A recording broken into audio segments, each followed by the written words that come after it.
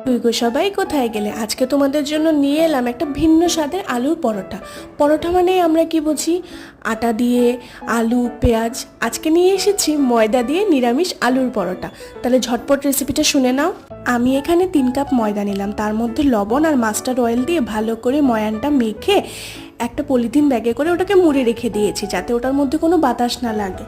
তারপর আগে থেকে সেদ্ধ করে ম্যাশ করে রাখা আলুটার মধ্যে লবণ, হলুদ, ম্যাগি মশলা, গরম মশলা, কস্তুরি মেথি, জিরে গুঁড়ো, তোমরা চাইলে আস্ত জিরেও ইউজ করতে পারো, আর হচ্ছে গিয়ে চিলি ফ্লেক্সের জায়গায় তোমরা শুকনো লঙ্কা বা কাঁচামরিচটাও ব্যবহার করতে পারো।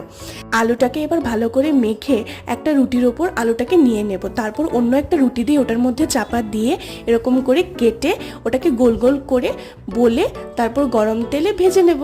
হয়ে গেল নিরামিষ একটা আলুর পরোটার রেসিপি। ভালো লাগলে লাইক করে দিও, আমার চ্যানেলটাকে সাবস্ক্রাইব করে দিও অ্যান্ড পাশে থেকে